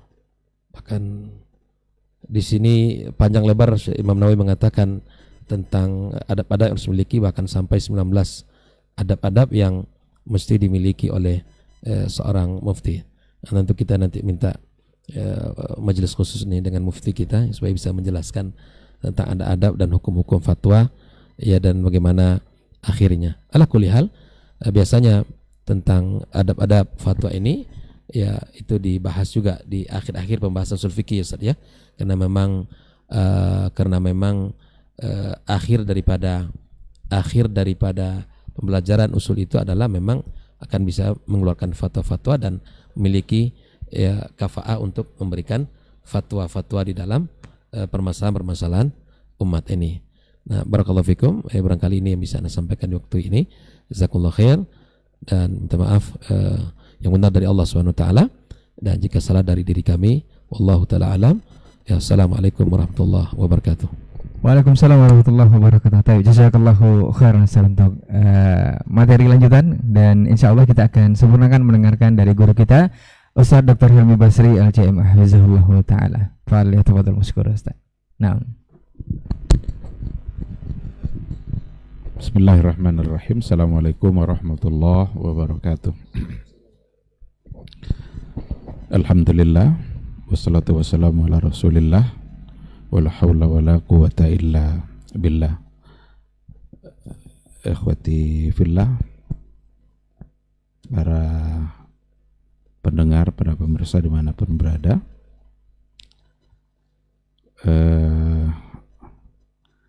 dan yang sama-sama kita hormati guru-guru kita, Dr. Dasman, Dr. Hidayatullah. Semoga Allah menjaga mereka berdua, selalu memberikan semangat untuk istiqamah berada di jalan dakwah. Saudara Ray, Saudara Adnan, semoga tak bosan untuk melaksanakan kegiatan-kegiatan seperti ini. Mari kita bersyukur kepada Allah Subhanahu wa taala. Alhamdulillah, pada pagi yang cerah ini kita kembali dimudahkan untuk menajah satu kegiatan, sebuah dialog keagamaan yang mudah-mudahan dialog ini dapat senantiasa menambah ilmu dan menambah wawasan kita dalam Islam. Semoga yang dinilai sebagai kebaikan yang dapat memperpanjang catatan amalan kebaikan kita. Salam dan salam kita ucapkan untuk Nabi kita yang mulia Rasulullah Sallallahu Alaihi Wasallam. Allahumma salli ala Muhammad wa ala ali Muhammad. Sosok figur yang harus kita tauladani, harus kita jadikan panduan dalam setiap aktivitas yang kita laksanakan. Apapun perbuatan yang kita lakukan, hendaklah kita selalu mengukur sesuai atau tidak dengan apa yang diajarkan oleh beliau. Apapun kata yang keluar dari mulut kita, hendaknya kita juga mengukur apakah yang terucap itu sejalan dengan apa yang beliau ajarkan atau tidak. Begitulah cara membuktikan cinta kita kepada beliau. Kalau benar-benar kita mengaku sebagai orang yang mencintai Nabi, mencintai Rasulullah Sallallahu Alaihi Wasallam, maka mari sama-sama kita cintai pula apa saja yang beliau suka, dan kita benci pula apa saja yang beliau benci. Harapan kita tentu saja nanti di hari mahsyar kita bisa mendapatkan syafaat dan pertolongan dari beliau di suatu hari yang hari itu memang adalah hari yang sangat sulit, yaumun asir, hari yang memang yang ditunggu-tunggu ketika itu adalah kemudahan demi kemudahan saat dihisab, dan salah satu dari kemudahan itu datang dari syafaat Rasulullah Sallallahu Alaihi Wasallam yang tentu saja atas izin Allah Subhanahu wa Ta'ala. Ikhwati billah, para pendengar, para pemirsa dimanapun berada, tema kita pada hari ini sesuai dengan yang sudah disampaikan tadi adalah sehari ngaji jadi mufti. Ini satu fenomena yang walaupun sedikit agak hiperbola, agak mubalaghah, tapi maknanya saya kira dapat ditangkap. Ada kadang-kadang yang baru saja bertaubat tiba-tiba bicara halal haram, atau kebiasaan sebelumnya jadi artis tiba-tiba hijrah kemudian bicara halal haram. Ini satu fenomena yang memang perlu untuk disikapi, karena apapun yang kita katakan itu semua akan merupakan perkara yang dipertanggungjawabkan nanti di hadapan Allah Subhanahu wa Ta'ala. Semangat saja tidak cukup, tetapi harus diikutkan dengan kekuatan ilmu dan keikhlasan. Tidak boleh hanya sekedar mengandalkan. Barang siapa yang menyembunyikan ilmu, pada saat dia ditanya, maka dia akan dikekang dari kekangan api neraka nanti di hari akhirat kelak. Kadang-kadang hadis itu menjadi alasan, sehingga semuanya perlu untuk dijawab, perlu untuk dijelaskan, karena takut nanti dikekang dengan tali neraka, dengan tali api di nerakanya Allah Subhanahu wa Ta'ala. Kalau seandainya memang sudah dipahami secara baik lalu disampaikan, ya tidak mengapa. Tapi kalau seandainya tidak, hanya karena segan atau karena malu atau karena satu dan lain hal, maka itu tentu saja adalah sesuatu yang tidak pantas. Kita tidak pula melarang orang untuk menyampaikan agama, karena balighu anni walau ayah. Tapi yang tersirat dari judul ini ya, berhati-hati dalam menyampaikan sesuatu yang bersifat agama, karena agama itu adalah milik Allah. Maka yang kita sampaikan harus juga karena Allah dan sesuai dengan apa yang diinginkan oleh Allah Subhanahu wa taala. Kalau seandainya sekedar untuk memberikan motivasi, oke. Semangat dalam beribadah.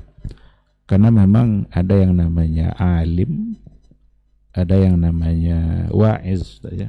Ada alim, ada wa'iz, ada 3 kalau nggak salah, ada qusas ya. Qasas itu qusas.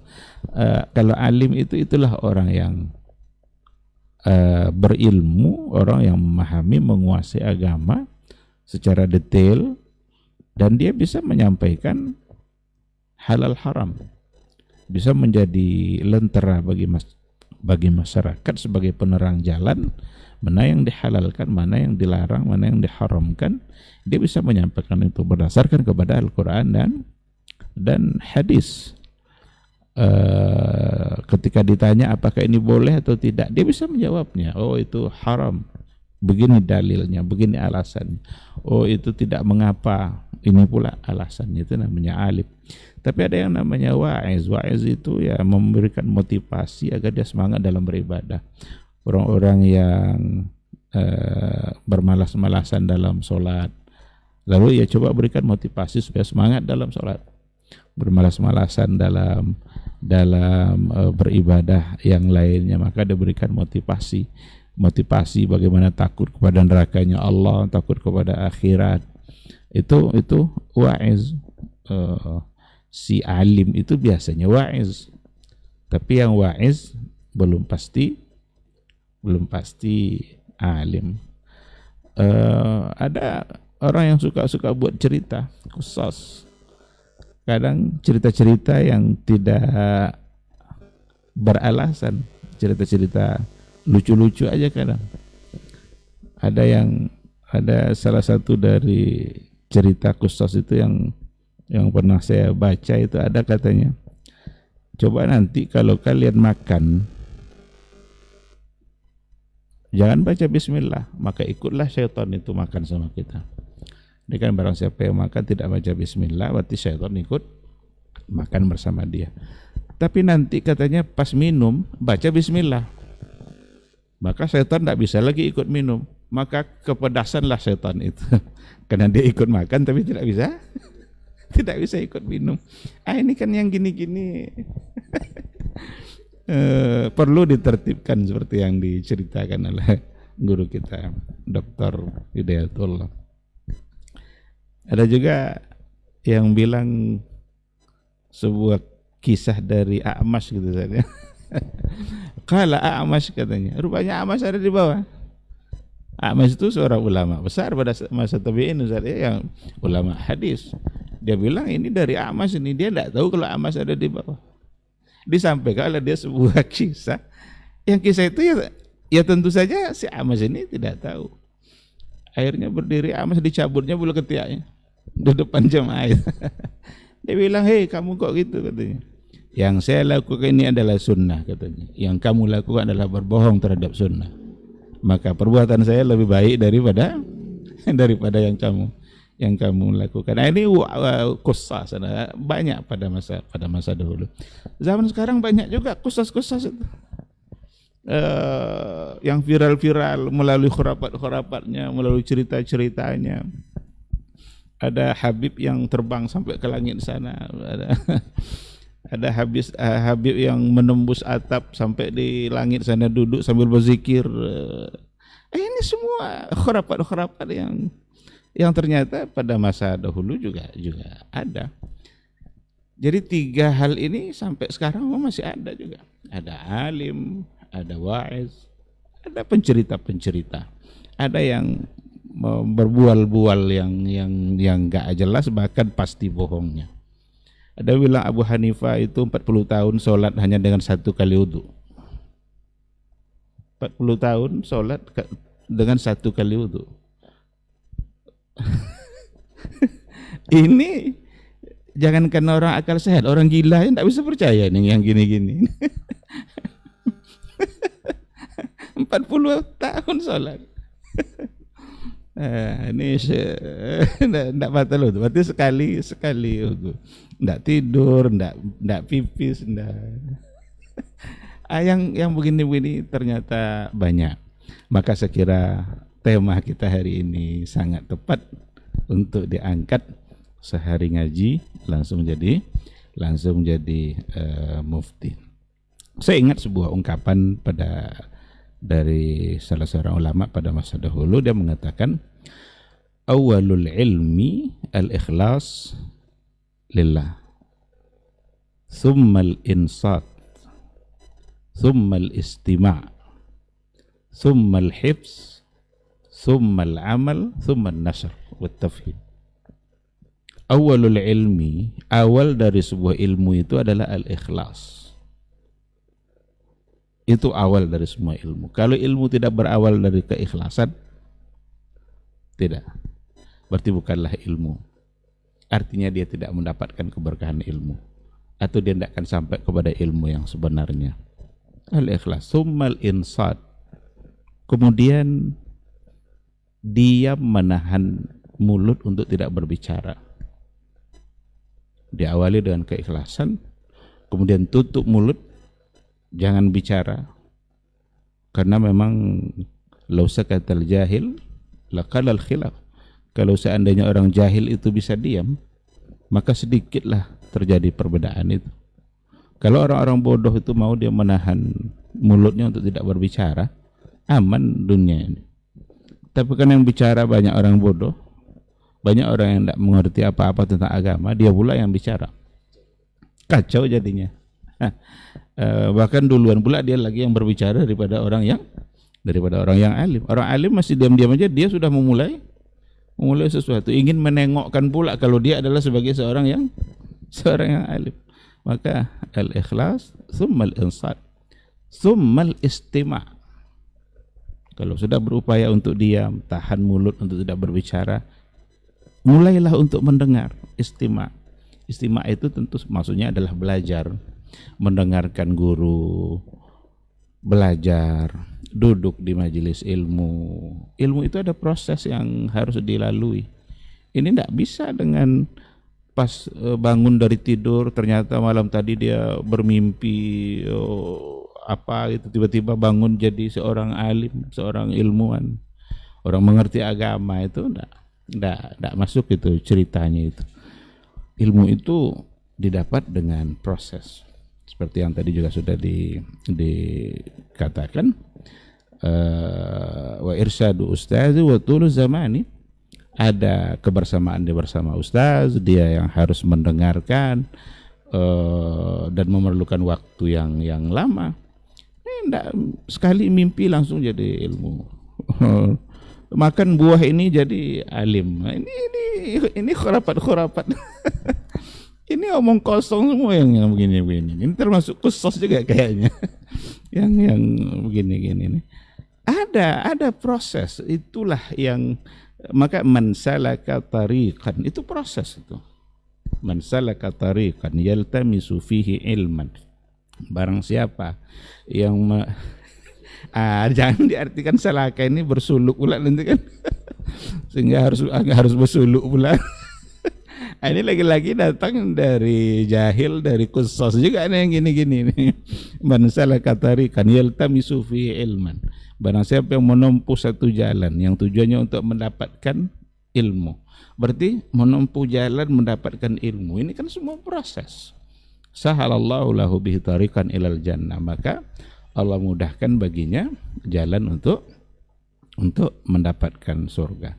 Jadi ilmu itu mahal karena ujungnya surga. Tidak bisa dengan berlalai-lalai, dengan bermalas-malasan, ingin bersenang-senang begitu aja tiba-tiba menjadi seorang alim. Ada proses yang kadang-kadang proses ini kadang diabaikan hanya karena apa namanya itu kagum kepada sosok seseorang. Tiba-tiba ada seorang kiai dan anaknya tiba-tiba harus langsung jadi kiai juga. Kan kadang ada yang seperti itu. Ini Gus ini lalu anaknya Gus apa gitu. Langsung pula itu menjadi seorang yang dikagumi, dikeramatkan. Padahal dia sendiri tidak dikenali kapan dia belajarnya, sama siapa dia belajar. Oke, barangkali bapaknya, kalau memang bapaknya sebagai seorang yang alim, tapi apakah tiba-tiba anaknya otomatis langsung menjadi alim juga? Tentu tidak. Maka al-istima' ini menjadi sangat penting sekali. Itu menandakan ilmu masih didapat dengan proses, dan prosesnya bukan satu hari, bukan sehari ngaji langsung menjadi mufti. Lalu kata ulama tadi, summal hibs. Kalau sudah didengar, berarti dia sudah mulai belajar, dia sudah ikut prosesnya, dengarkan guru menyampaikan. Summa al-hibs, mesti dia hafal. Dia menghafal itu tidak bisa diabaikan. Saya ingat ada seorang dosen waktu di Maroko, saya kurang setuju dengan apa yang dia katakan. Apa katanya? Untuk zaman kita sekarang ini nampaknya menghafal Quran itu tidak diperlukan lagi. Kenapa demikian? Sekarang sudah ada satu alat, kecil kali alat itu katanya, semua bisa disimpan di dalam. Jadi ada flash disk atau apa, hard disk atau apakah namanya itu, apa aja bisa disimpan. Mau 30 juz dalam itu ada. Jadi sekarang kalau kita mau ayat apa, pencet ini katanya, keluar ayatnya. Jadi nampaknya sekarang tidak terlalu dipentingkan lagi untuk menghafal Al-Quran. Apakah menghafal Quran gunanya hanya sekadar mengeluarkan ayat dari kepala? Atau keberkahan yang akan didapat ketika seseorang yang menghafal kalam Allah, seseorang yang di kepalanya ada ayat-ayat Al-Quran, ataukah sekadar yang dia ungkapkan tadi? Saya kira dia tidak terlalu paham dengan apa yang dia ucapkan itu. Karena kalau seandainya hanya sekadar diganti dengan dengan sebuah alat, tidak perlu lagi untuk menghafal apapun, karena cukup dengan berpegang kepada alat itu. Padahal tentu saja tidak akan seperti itu. Ketika ada yang mengatakan Imam Syafi'i itu bisa menghatamkan Al-Quran sekali sehari, kalau dalam Ramadan malah 2 kali sehari. Kalau kita pikir-pikir rasanya tidak mungkin. Kalau kita bayangkan kita, karena kita kan kalau memahami Quran apa? Ambil dulu Quran, buka dulu halaman berapa ini. Itu aja udah habis waktu. Uduk berapa segala macam. Kalau Imam Syafi'i kan enggak. Sambil duduk, sambil berbaring, sambil jalan, lidahnya tetap membaca Quran. Jadi ketika dikatakan dia bisa menghatamkan semua Quran itu dalam sehari, memang bisa. Tapi jangan bayangkan cara kita menghatamkan. Kita menghatamkan habis subuh, ambil Qurannya dulu. Kadang datang pula ngantuknya. Terbaca 3 halaman, 4 halaman udah enggak jelas mana yang dibaca tadi kan. Ini baris keberapa tadi nih? Dengar pula bunyi WA itu kan, baca pula WA-nya dulu baru balik kepada Quran. Kadang lama pula WA-nya daripada Al-Quran. Kalau itu kita bayangkan maka mustahil. Tapi dengan dia menghafalnya, maka dalam keadaan apapun dia bisa, lidahnya bisa mengulang-ulang, bisa membaca Al-Quranul Karim, dan setiap detik lidahnya bisa menghasilkan keberkahan dari Allah, karena satu huruf yang dibaca dari Al-Quran itu bisa mendapatkan 10 kebaikan. Oleh karena itu setelah al-istima' beliau mengatakan al-hibs, mesti dihafal. Ada hadis-hadis Nabi, ada panduan-panduan kehidupan yang datang dari Rasulullah SAW. Gimana mungkin kita bisa beragama kalau seandainya kita tidak menghafal apa yang ada pada hadis-hadis Nabi. Setelah itu baru dia katakan tsummal amal bima alim. Kemudian ia mengamalkan apa yang dia ketahui. Berarti didengarnya, dihafalnya, dan diamalkan apa yang dia ketahui. Yang terakhir barulah tsumman nasyru wat tafhim. Kemudian disebarkan, diberikan pemahaman. Berarti dakwah ini pada bagian terakhir dari ilmu dia. Kalau kita tengok ungkapan yang datang dari seorang alim pada masa dahulu yang kita katakan tadi itu, ad-da'wah itu pada bagian terakhir. Maka tidak ada ceritanya sehari belajar langsung jadi mufti. Sehari belajar langsung dia berdakwah. Dia mesti dulu tahu apa yang dia dakwakan. Harus dia mengerti dengan apa yang disampaikannya. Yang menarik dari ungkapan itu adalah, dan rata-rata para ulama ketika bicara tentang ilmu selalu mengawalinya dengan keikhlasan. Termasuk yang tadi itu. Awalul ilmi al-ikhlas lillah. Awal dari ilmu itu mesti adalah ikhlas karena Allah. Karena keikhlasan itulah yang membuat seseorang bisa siap untuk menghadapi tantangan apapun. Karena yang diinginkannya hanyalah ridha Allah Subhanahu wa ta'ala. Disinilah kita kalau belajar dari kisah-kisah para ulama pada masa dahulu, bagaimana keikhlasan yang ada pada mereka terbukti dari kesiapan mereka untuk menempuh jalan apapun kalau memang tujuannya adalah untuk ilmu. Dan tidak mungkin rasanya itu terjadi kalau seandainya bukan karena disebabkan ikhlasnya kepada Allah Subhanahu wa ta'ala. Seperti kisah umpamanya ya kisah-kisah ulama-ulama yang lain, Imam Malik, Imam Syafi'i, bagaimana dia rihlah ilmiahnya, Baqi ibnu Makhlad yang berasal dari Andalus. Baqi ibnu Makhlad itu hidup pada masa Imam Ahmad. Dia mengetahui kalau di Baghdad itu ada seorang alim yang namanya Ahmad. Maka dia berencana untuk menemui Ahmad itu. Mesti saya temui dia, karena dia adalah seorang yang alim. Maka dari Andalus itu berjalan kaki lah dia sampai ke Baghdad.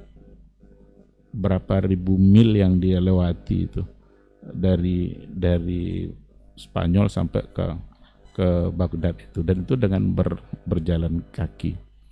Sesampai di Baghdad ternyata Imam Ahmad sedang dalam kondisi tahanan politik. Dia tidak boleh mengajar. Dia dilarang oleh khalifah untuk mengajar karena ada peristiwa Imam Ahmad itu dipenjara disebabkan oleh khalqul Quran. Apakah Quran itu makhluk atau tidak, ini masalah yang diperdebatkan karena khalifahnya terpapar oleh pemikiran Mu'tazilah. Dia cenderung mengatakan bahwa Quran adalah makhluk, dan dia memaksa semua ulama untuk mengatakan itu. Kalau tidak mau berarti di penjara. Termasuklah diantaranya Imam Ahmad yang ketika itu ada tahanan politik, dia hanya boleh di rumah saja, tidak boleh untuk mengajar. Sampai di sana berjalan kaki dari Andalus menuju Baghdad, ternyata yang ditemuinya pun tak pula bisa dia ambil ilmunya karena sedang dalam tahanan rumah, tidak boleh mengajar.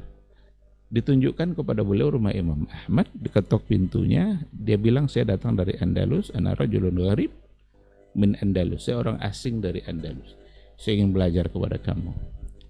Kata Imam Ahmad, saya sedang tidak boleh mengajar. Kalau saya mengajar juga, saya masalah, kamu masalah. Karena khalifah yang melarang. Akhirnya disepakati, gini saja, tidak mungkin saya jauh-jauh datang dari Andalus, sengaja ingin ketemu kamu untuk belajar hadis, tapi saya tidak mendapatkan apa-apa. Tidak mungkin itu katanya. Nah, disepakatilah satu cara, gimana kalau kita sepakati saya setiap pagi menjelma sebagai seorang pengemis, saya ketok pintu rumah kamu, lalu kamu buka pintu itu, berikan saya 1 atau 2 hadis dan saya pergi. Besok pagi saya datang lagi sebagai seorang pengemis, kasih saya 1-2 hadis, saya pergi. Dan ternyata disepakati. Itulah yang dilakukan oleh Baqi ibnu Makhlad dengan pakaian yang compang-camping, pakaian yang, karena dia pengemis, tidak mungkin pakaian bagus. Dapat ketok pintu, assalamualaikum, waalaikumsalam, an fulan, 1-2 hadis, lalu dia pergi. Sampai akhirnya Imam Ahmad dibebaskan karena khalifahnya sudah wafat. Barulah dia merasa bebas untuk mendapatkan ilmu. Yang begini-begini tidak mungkin bisa terjadi kalau bukan karena keikhlasan. Keikhlasan dalam menuntut ilmu. Keikhlasan dalam menuntut ilmu itu juga membuat kita bisa abaikan omongan-omongan orang. Apapun orang bilang ke kita, ya tuduhan-tuduhan apa itu tidak ada masalah. Karena sekarang cenderung juga ada kecenderungan untuk menuduh hal-hal yang tidak baik terhadap orang-orang yang ingin belajar sunnah, orang ingin kembali kepada Al-Quran dan Sunnah, duduk di majelis ini, kadang diberikan label-label yang tidak baik, label kurang ngopi, kopinya kurang kental, bahasanya itu kurang piknik, itu recehan itu, yang gitu-gitu tuh recehan aja, itu abaikan saja. Kalau memang kita ikhlas karena Allah dalam menuntut ilmu, ya itu semua tidak ada apa-apanya itu dibanding orang-orang yang terdahulu. Nabi aja dibilang gila, dibilang majnun, bilang penyihir, bilang pembohong. Semua tuduhan buruk datang dari orang-orang Quraisy kepada Rasul, tapi karena keikhlasan beliau, dia tetap ini juga nasihat bagi kita bersama, bagi para penuntut ilmu. Jangan merasa merasa kecil atau merasa hina ketika ada tuduhan-tuduhan bagi orang-orang yang ingin belajar secara baik, ingin belajar sunnah secara benar, kembali kepada Quran Sunnah, beramal sesuai dengan yang diajarkan Nabi. Lalu ada tuduhan-tuduhan nanti yang tidak beralasan, abaikan saja, fokus saja kepada belajar kita, karena memang yang kita inginkan adalah ridha Allah Subhanahu wa ta'ala. Nah, kalau saat ini kita hanyut dan terpengaruh pula oleh tuduhan-tuduhan tadi, jangan kita meninggalkan yang sebelumnya rajin datang ke majelis ilmu, tapi karena sudah mulai ada tuduhan-tuduhan yang lain lalu dia tinggalkan, akan rugi sendiri. Ikhlaslah karena Allah Subhanahu wa ta'ala. Awalilah ilmu kita itu dengan keikhlasan, sehingga apapun ujian-ujian dan tantangan itu kecil itu. Karena yang kita harapkan sesungguhnya adalah ridha Allah Subhanahu wa ta'ala. Jadi ikhwati fillah, itu sedikit ya. Jadi memang harus berhati-hati dalam menyampaikan fatwa. Tetaplah semangat untuk belajar, dan jangan terburu-buru untuk menyampaikan sesuatu yang ternyata kita sendiri tidak mengetahui. Jangan malu ketika ditanya lalu tidak dapat. Pokoknya apapun ditanya nanti harus dijawab. Itu gambaran dari kebodohan, gambaran dari kurang ilmu. Ulama dulu juga mengatakan orang yang menjawab semua pertanyaan itu menandakan kalau dia kurang ilmu. Ada dulu penceramah lah namanya itu, tapi berasal dari kalangan artis juga. Ada yang nanya begini, dia dipanggil Ustaz juga tuh, ya, karena kalau sudah penceramah tentu Ustaz panggil. Pak Ustaz katanya, mungkin enggak Lailatul Qadar itu kita dapatkan di siang hari? Jadi katanya, innallaha ala kulli syai'in qadir. Innallaha ala kulli syai'in qadir. Sesungguhnya Allah terhadap segala sesuatu bisa berkuasa. Kalau Allah menghendaki, coba jawaban seperti ini apa ini? Kan yang ditanya Lailatul Qadar, Lailatul apa artinya? Kan malam. Sekarang mungkinkah didapatkan di siang hari? Yang bertanyanya mungkin karena malas untuk bangun malam, ingin juga dapat Lailatul Qadar tapi di siang hari. Jawabannya innallaha ala kulli syai'in qadir. Yang begini-begini ini berhati-hati, waspadalah. Ini yang begini-begini pertanggungjawabannya berat di hadapan Allah Subhanahu wa ta'ala.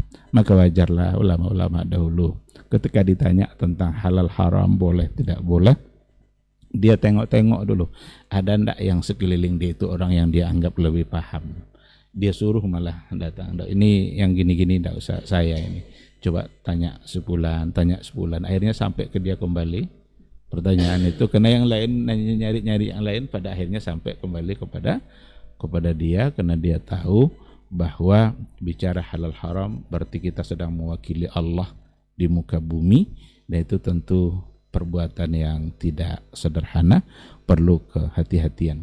Semoga Allah Subhanahu wa taala selalu membimbing kita untuk bersabar dalam menuntut ilmu, membimbing kita untuk menahan lidah, menahan ungkapan kita untuk mengucapkan sesuatu yang kita sendiri tidak paham.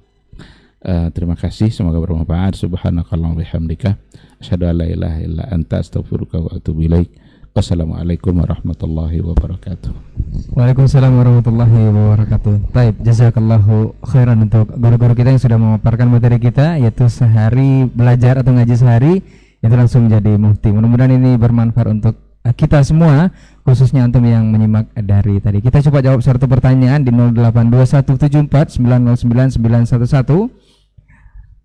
Assalamualaikum warahmatullahi wabarakatuh, Ustaz.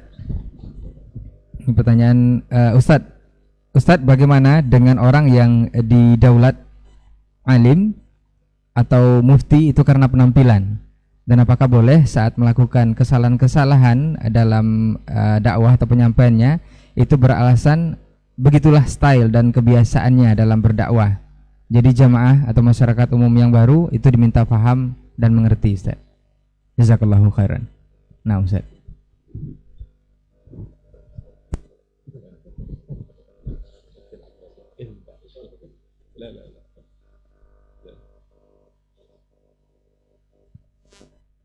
Bismillahirrahmanirrahim. Wa ala alihi wa sahbihi wa mawala wa ba'du.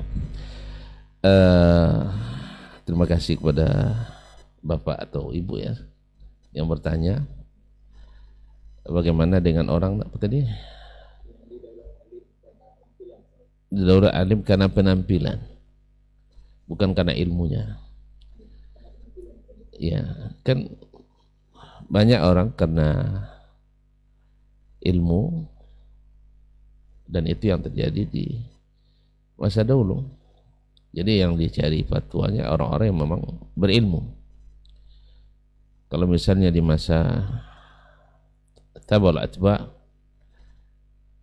di zaman itu al-muftun arba'ah, di seluruh dunia Islam orang yang jadi rujukan fatwa itu ada 4 orang. Sufyan ats-Tsauri di Irak, Imam Abu Amr al-Auza'i di Syam, Malik ibn Anas di Hijaz, dan Al-Laits ibn Sa'ad di Mesir. Dan di zaman sahabat pun para mufti itu juga yang memang mendapatkan rekomendasi ilmu dan fatwa dari Nabi SAW. Nabi mengatakan afradun nas Zaid ibn Thabit wa a'lamun nasi bil halal wal haram Mu'adz ibn Jabal. Ini bil munasabah juga ya. Banyak orang mengatakan kalau tidak tahu Al-Quran hadis langsung berijtihad.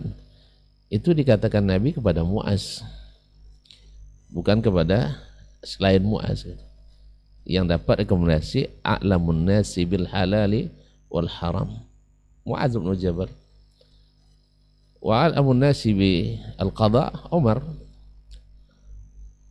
dan seterusnya. Kama qala Nabi alaihi salatu wassalam. Mereka lah yang jadi rujukan-rujukan fatwa. Jadi bukan hanya karena SK dan bukan hanya pada penampilan. Dan tadi di awal sudah kita sampaikan, orang waktu itu selalu mencari a'lamun nas. Sejak zaman Nabi, para sahabat Nabi ada, mereka tidak akan berfatwa. Karena memang dalam suatu saat pernah terjadi di dalam waktu peperangan, sahabat terluka. Terus mimpi pula mesti mandi junub di musim dingin yang sangat dingin, nusuk tulang. Lalu dia bertanya ke kawan-kawannya, sahabat yang lain, ada tidak rukhsah untuk tidak mandi? Sebagian mereka memfatwakan tanpa ilmu. Akhirnya dia mandi dan terjadi apa istilahnya, darah tidak bisa berhenti keluar, akhirnya dia mati.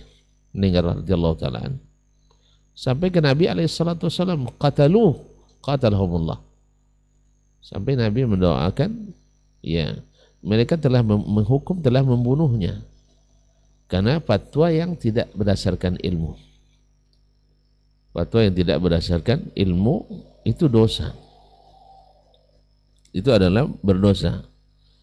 Makanya yang berhak berfatwa, yang berijtihad itu memang ahlinya ijtihad. Makanya dikatakan idza ijtahadal alimu awil hakimu, ada hakim, ada alim, karena dua-duanya punya hak ijtihad. Hakim ijtihad dalam eksekusi, alim dalam bidang ilmu dan fatwa. Maka dalam ijtihad bila bertentangan pendapat alim dengan pendapat hakim dalam masalah ijtihad, bukan masalah nas, maka wajib didahulukan pendapat hakim daripada pendapat alim, karena hakim punya hak al-qadha dan tanfiz, karena dia punya hak untuk eksekusi hukum. Nah, lalu kita datang pada zaman di mana semua orang bisa berfatwa, khususnya di zaman alat komunikasi, media sosial. Kalau dulu dah di mana semua terbatas, orang tidak bisa menyebar fatwa. Sekarang tidak, apalagi kalau sudah jadi dai viral kita, seperti kata Abdullah bin Mas'ud tadi, banyak penceramah daripada ulama, sehingga para penceramah itu yang dianggap sebagai ulama. Dulu zaman jahiliyah kan itu, ketika ulama enggak ada, ya tokoh-tokoh agama lah yang dianggap sebagai ulama. Nah, sekarang kembali kepada pertanyaan, karena penampilannya, lalu dia dianggap sebagai orang yang berhak memberikan fatwa. Ini yang memberikan hukuman atau yang memberikan penilaian, ya pasti orang yang tidak alim. Padahal dulu yang memberikan penilaian seorang berhak berfatwa itu adalah para ulama dan fuqaha. Lihat misalnya Imam Malik rahimahullah tidak berani berfatwa hatta yuzakkihi atau hatta yuzakkiyahu sab'una faqihan min fuqaha'il Madinah. Sampai 70 orang faqih Madinah memberikan rekomendasi bahwa dialah yang berhak berfatwa. Itulah sebabnya kenapa ada semacam moto bukan anekdot, moto ya, bahwasanya kaifa ufti wa malikun fil Madinah. Selama masih ada Malik, tidak ada orang yang berani berfatwa di Madinah. Selama Malik ada, tidak ada yang berani berfatwa. Kenapa? Karena memang direkomendasikan oleh para ulama. Nah, yang direkomendasikan para ulama ini, coba lihat seperti diisyaratkan oleh Dr. Hidayatullah tadi, datang orang dari Andalus. Tadi Baqi' bin Makhlad berjalan kaki dari Andalus ke Baghdad di Irak. Berbulan-bulan itu, tidak kurang dari 6 bulan. Subhanallah. Ini jalan kaki dari Andalus ke Madinah. Ya lebih kurang sekitar 5 bulan atau 4 bulan setengah di jalan. Sampai di Madinah, dia utusan orang sana membawa pertanyaan, ada yang mengatakan 50, ada yang mengatakan 40. Dijawab hanya 5. Ada yang mengatakan dijawab hanya 15. Aku lihat kebanyakan tidak dijawab. Apa kata Imam? Pada yang bertanya, "Madza aqulu lin-nas?" Apa yang akan saya sampaikan nanti? Ada dalam muftinya dunia Islam hari ini. Apa jawab Imam Malik? Ya karena dia termasuk inna yakhshallaha min ibadihil ulama. Dia tidak memikirkan harga dirinya, ketenarannya, keviralannya. Bahwa dia tidak merasa rendah ketika mengatakan la adri, la adri. Kebanyakan dari soal itu dijawab la adri. Sampai bingung yang menanya. Lalu apa yang saya katakan? Katakan Malik tidak tahu. Gitu aja kok repot. Tapi apakah jatuh harga Malik di Andalus? Tidak. Jatuh harga Malik di Madinah? Tidak. Jatuh harga Malik sampai hari ini? Tidak, tambah mahal. Karena apa? Yang mengangkatnya Allah Subhanahu wa taala. Tetapi orang yang seperti ini karena penampilannya atau karena SK, lalu dia berfatwa hanya memikirkan kedudukannya. Ingat seperti kata Imam Ibn Abdul Bar rahimahullah ta'ala, sayusibu suqutun mubakkir, yaitu naik daun cepat, nanti lisut daun cepat. Makanya ada yang mengatakan cepat naik daun. Kalau cepat naik daun, cepat pula kering daun. Karena daun yang bertahan lama itu bukan yang cepat naik, tapi daun yang ada di ketiak-ketiak pohon itu yang lama hijaunya. Sedangkan yang langsung terkena paparan matahari dan banyak dilihat orang, itu cepat jatuhnya. Bukan orang yang menjatuhkannya, ilmunya sendiri. Karena apa? Karena dia tidak jujur dalam berilmu. Makanya ketika Syekh Bakar Abu Zaid menulis kitab dengan penuh dengan nukilan dari as-salaf, bukan perkataan beliau, tapi nukilan daripada ulama sebelumnya. Karena beliau tahu, seperti kata Imam subhanallah, kalau tidak salah juga Imam Ibn Abdul Bar, Imam Abdullah bin Aun, ya, Abu Bistam al-Basri, ulama di kalangan tabi'in di Basra masa itu, dikatakan kepadanya bahwasanya wa ma mithluna wa mithlu man sabaqana illa kamithli baqlin fi usuli nakhlin tiwal. Kita ini ibaratnya dengan orang yang pendahulu kita. Ini masih di zaman min afdalil usur. Perumpamaan kita dengan orang sebelum kita, tentu dia kalau tabi'in berarti tabi'in dan para sahabat ibarat sebuah sayur batang sawi di pangkal pohon kurma yang tinggi-tinggi. Nah, ini pandangan orang yang dididik dengan manhaj as-salaf. Tahu dia nilai ilmu as-salaf. Karena mereka paham asal ilmu itu seperti kata Imam Ali bin Abi Thalib radhiyallahu anhu, ilmu nuqtah. Ilmu itu asalnya hanya titik. Katsaraha al-jahilun. Yang membuat dia banyak itu adalah orang-orang jahil. Sekarang kita ketika belajar nahwu sharaf, ya, bisa mengatakan orang Arab tidak pandai bahasa Arab. Bahasa lain, nahwu sharaf lain. Ibaratnya nahwu sharaf itu ya adalah alat mekanik.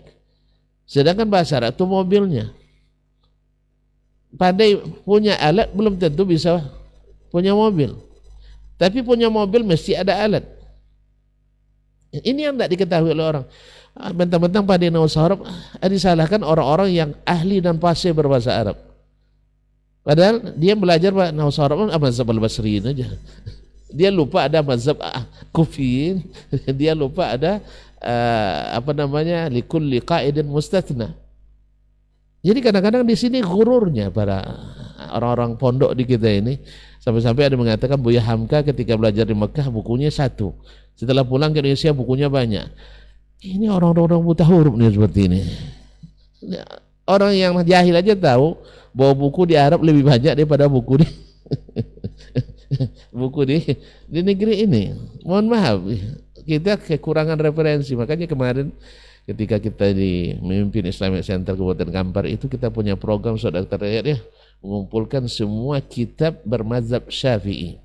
Maksudnya kitab yang ditulis oleh ulama bermazhab Syafi'i, dari kitab akidah, dari kitab fikih, kitab sejarah, kita masukkan di situ. Cuman masalahnya kan yang namanya yang pakai SK ini, mufti pakai SK ini kan berbatas. Nah, berterhad kata orang Melayu. Akhirnya entah jalan atau tidak, jangan-jangan bukunya berkurang bukan bertambah malah. Allah musta'an. Jadi karena kita tidak menemukan satu pustaka lengkap di negeri ini yang bermazhab Syafi'i. Saya belum menemukan. Kalau ada, saya ingin diberitahu di mana ada pustaka lengkap mazhab Imam Syafi'i di negeri ini. Nah, makanya itu yang sebenarnya kita inginkan kemarin itu, walaupun hanya niat kita di Kabupaten Kampar aja waktu itu. Jadi itu kembali ke tadi. Jadi kalau hanya karena penampilan, itu sama dengan orang menilai bahwa orang yang paling ahli bahasa Arab, misalnya di kota Pekanbaru nih si Fulan, yang menilai orang yang tidak pandai bahasa Arab. Nah, jadi sebab itu mufti yang hanya karena penampilan dan bukanlah mufti yang direkomendasikan oleh para ulama. Atau karena SK juga kadang-kadang bukan murni karena prestasi, tapi tidak sedikit pula dengan jasa tim sukses. Allah musta'an. Tapi kembali, siapapun yang ditunjuk jadi mufti, atau siapapun yang merasa atau menjadikan dia sebagai mufti, Yang penting baginya adalah satu, mesti ikhlas. Dua, mesti takut pada Allah. Tiga, mesti bertakwa kepada Allah. Yang ketiga, ingat, jangan berfatwa kecuali dengan ilmu. Yang kelima, dan fatwa itu ingat berubah dengan perubahan masa, tempat dan hajat dan sebagainya. Bukan maknanya ikut hawa, tidak. Oleh sebab itu, itulah di antara alasan kenapa Imam Malik menjawab tidak tahu, karena beberapa kejadian itu khusus terjadi di Andalus. Maka ingat kita dengan perkataan Imam Muhammad Shalih Al-Utsaimin rahimahullah dalam kitabnya mengatakan ahlul baladi aula bil fatwa min ghairihim wa in kana alimu ghairi zalikal balad a'lam, bahwa ulama suatu tempat itu lebih berhak berfatwa dalam masalah tertentu dari ulama yang di luar, sekalipun yang di luar lebih alim. Karena fatwa la tunqal, al-fatawa tidak dinukil. Wallahu ta'ala alam. Mungkin ada tambahan dari Buya Hidayatullah dan Buya Hilmi. Wallahu ta'ala alam. Wassalamualaikum warahmatullahi wabarakatuh. Waalaikumsalam warahmatullahi wabarakatuh. Jazakallah khair Ustaz untuk jawabannya. Ustaz, ada tambahan? Naam Ustaz. Fadhal Ustaz.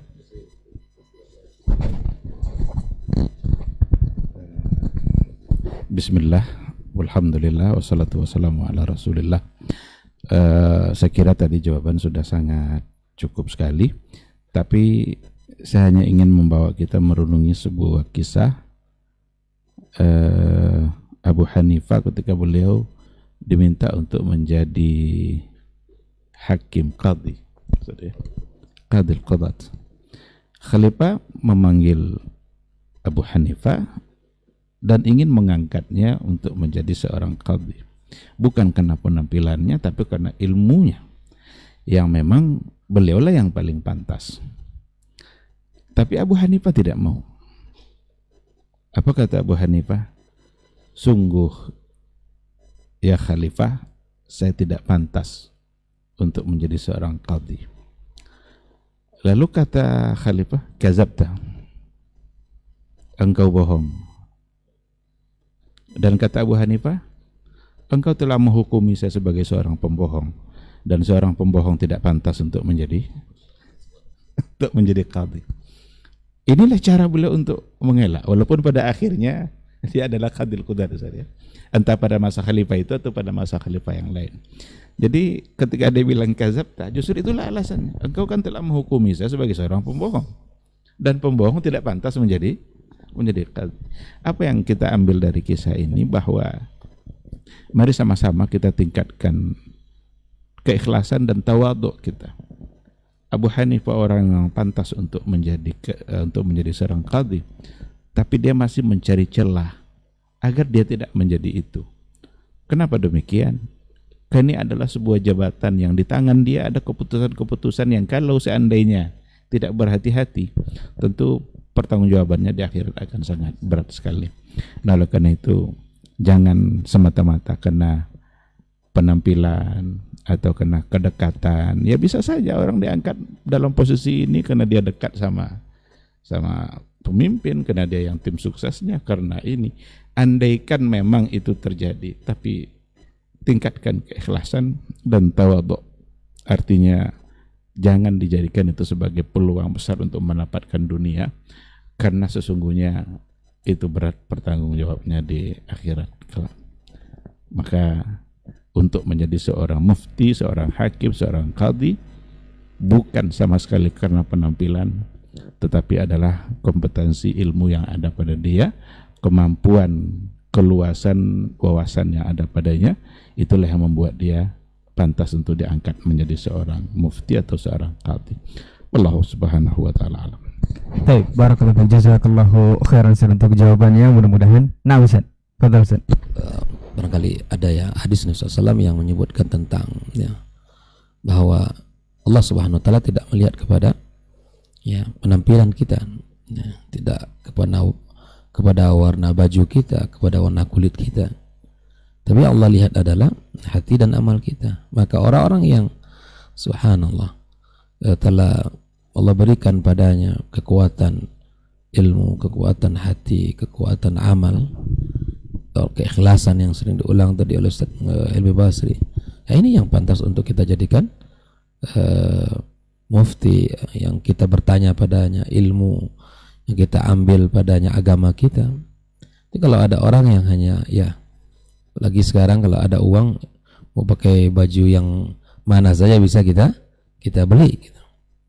Yang berbranded apa aja bisa kita pakai. Tapi bukan itulah ukuran. Tapi bukan itu menjadi patokan kita. Patokan kita adalah orang-orang yang bersandar kepada ma qala Allah wa qala Rasulullah sallallahu alaihi wasallam. Apa yang diucapkan tergambar dalam kehidupannya, ya. Walaupun tidak maksimal tapi dia ada ikhtiar. Tidak ada manusia yang sempurna. Tapi bagaimana ketika jujur niatnya untuk kembali kepada Allah di dalam agama ini, maka akan terlihat kemudahan bagi dia untuk mengamalkan. Ya. Tapi kalau hanya sekedar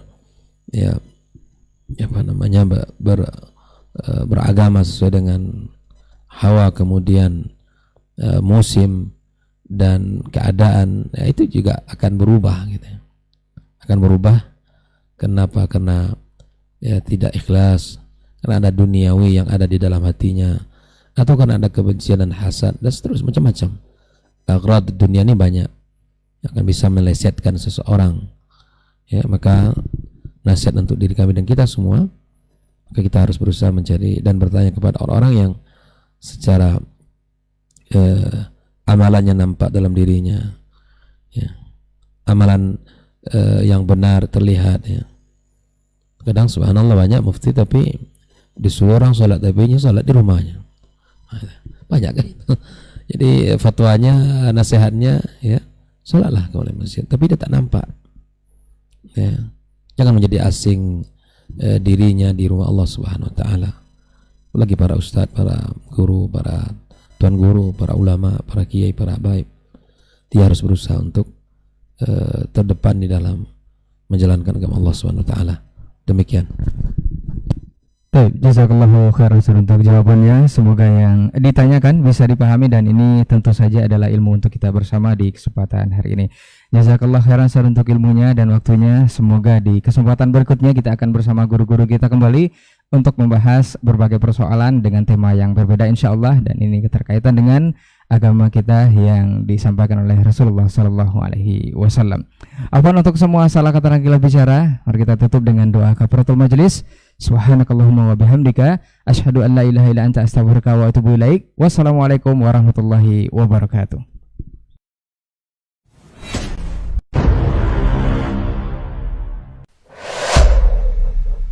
Dunia dan seisinya ini bagi Allah tak sama nilainya dengan sebelah sayap lalat. Barang siapa yang beramal untuk akhiratnya, Allah akan cukupkan baginya urusan dunianya. Sayati zamanun 'alan nasi as-sabiru fihim qalqabit al-jamarah. Akan ada satu masa di akhir zaman yang berpegang teguh dengan agamanya seperti orang yang sedang memegang bara